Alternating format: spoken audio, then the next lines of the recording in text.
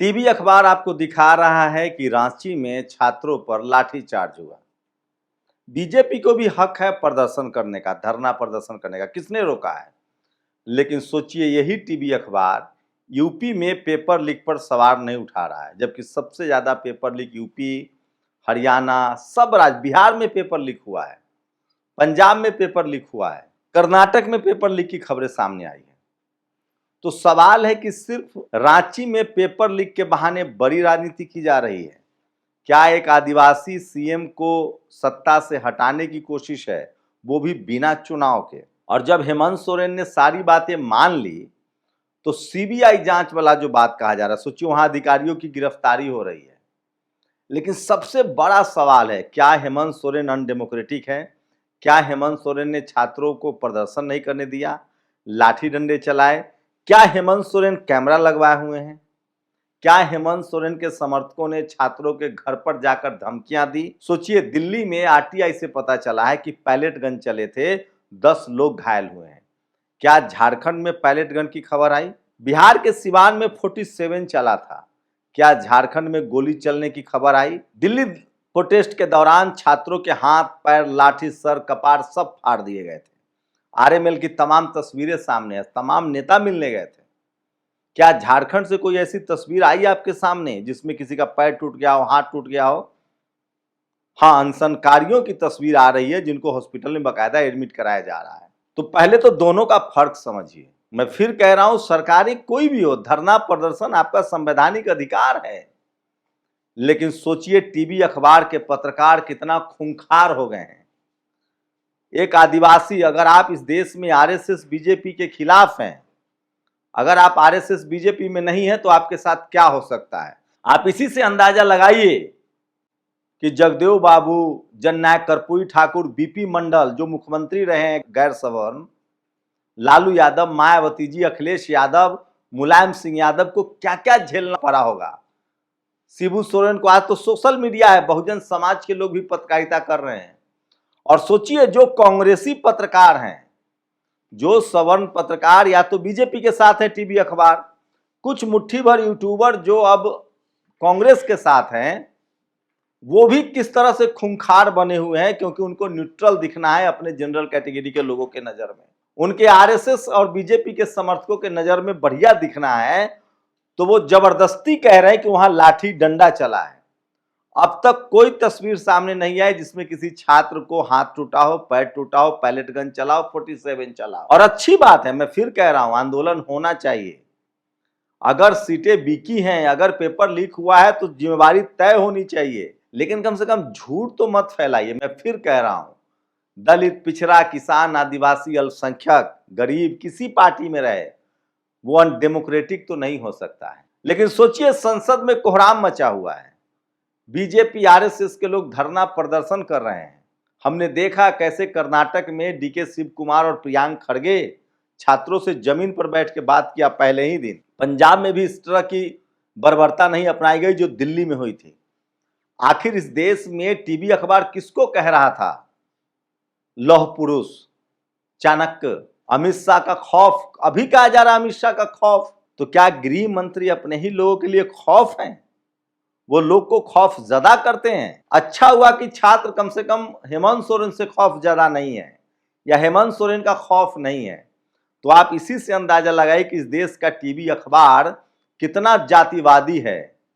सुधीर चौधरी ने तो कहा था कि जो आदिवासी जंगल में रहते थे वो मर्सिडीज से चल रहे हैं इसी हेमंत सोरेन के लिए, जब हेमंत सोरेन को गिरफ्तार किया गया था। वो तो बहुजन समाज के नेता हैं जो जातिवादी अधिकारियों को समझ नहीं पाते हैं और अपने साथ रख लेते हैं और वो इनको फंसवा देते हैं।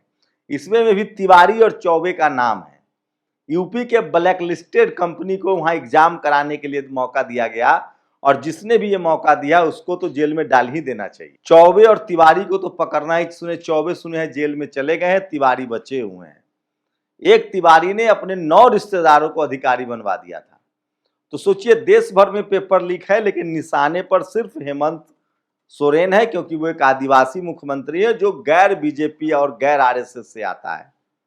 लेकिन मैं फिर कह रहा हूं, मैं डेमोक्रेटिक प्रोटेस्ट के पक्ष में हूं।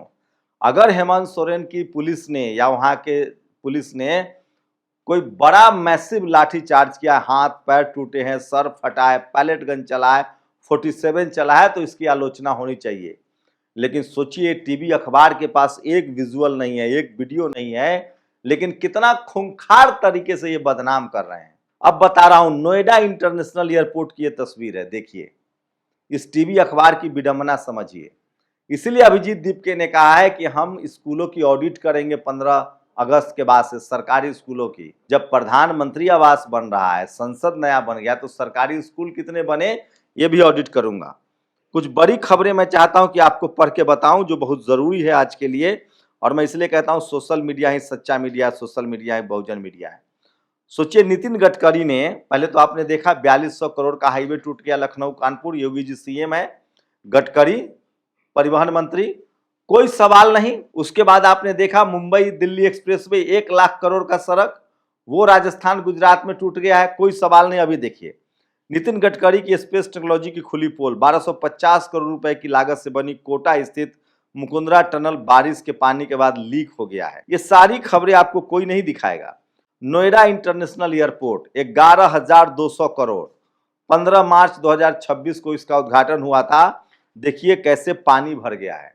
चंद्रशेखर आजाद ने कहा है कि SC ST OBC सबको जल्दी से आरक्षण मिलना चाहिए उनके संख्या के आधार पर। इन तमाम खबरों पर आपको कोई टेलीविजन डिबेट नहीं होगा, कोई बहस नहीं होगी। हजार हजार करोड़ के, सोचिए बघरा तिवारी मिर्जापुर उत्तर प्रदेश, न सड़क न पानी। सोचिए पानी में घुसकर लोग प्रदर्शन कर रहे हैं, कोई खबर नहीं दिखाएगा। मैं इसलिए कह रहा हूं सोशल मीडिया ही सच्चा मीडिया। देखिए छात्र हैं हमीरपुर के चंदपुर में, बच्चे सड़क पर उतर गए क्योंकि वो चाहते हैं कि उनके लिए पक्की सड़क बना दी जाए, लेकिन इस पर खबर नहीं चलेगा। ये देखिए मिड डे मील, जिस यूपी में कांवड़ियों पर फूल बरसाए जा रहे हैं वहां मिड डे मील नहीं है।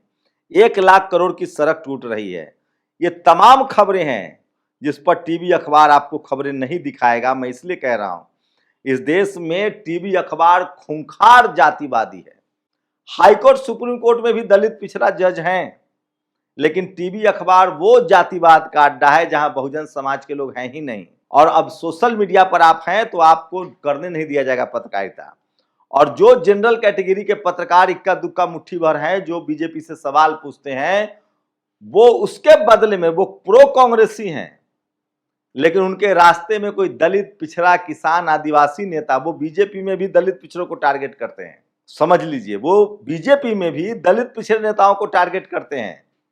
गडकरी को टारगेट नहीं करेंगे, धर्मेंद्र प्रधान को टारगेट किया, लेकिन उनकी करनी है। सोचिए शिक्षा मंत्री धर्मेंद्र प्रधान, सेक्रेटरी विनीत जोशी जनरल। जब धर्मेंद्र प्रधान का इस्तीफा हुआ तो एक गंगवार को बनाया गया सेक्रेटरी जो कुर्मी थे।